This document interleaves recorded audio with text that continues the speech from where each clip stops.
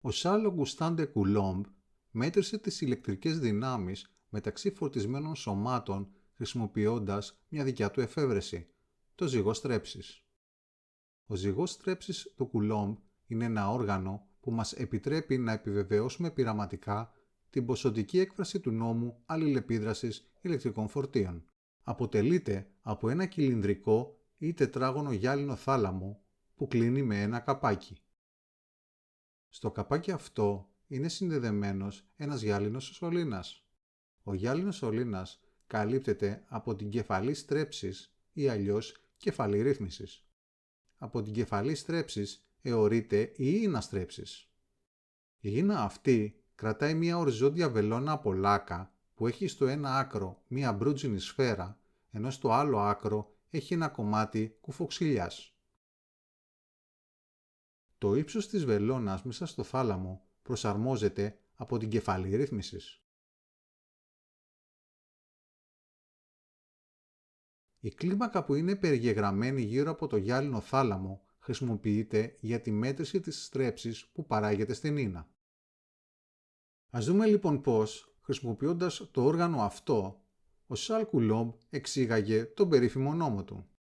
Για να μετρηθούν οι δυνάμεις αλληλεπίδρασης μεταξύ δύο ηλεκτρικά φορτισμένων σωμάτων, η μπρούτζινη σφαίρα της βελόνας αρχικά ακουμπάει μια μικρή μεταλλική σφαίρα που αιωρείται από μια τρύπα στο καπάκι του θαλάμου. Ο Κουλόμπ παρατήρησε ότι η ίνα και βελόνα δεν κουνήθηκαν, καθώς οι σφαίρες δεν έχουν φορτίο. Μια γυάλινη ράβδος φορτίζεται θετικά.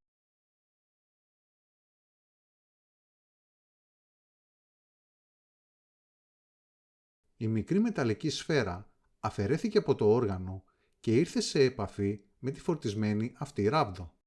Αφού επανατοποθετήθηκε η μεταλλική σφαίρα στο όργανο, η μπρούτζινη σφαίρα της βελόνας απέκτησε τον ίδιο τύπο φορτίου, με αποτέλεσμα οι δύο σφαίρες να αποθούν η μία την άλλη. Η γωνία στρέψης της ίνας μετρήθηκε με την κλίμακα του θαλάμου.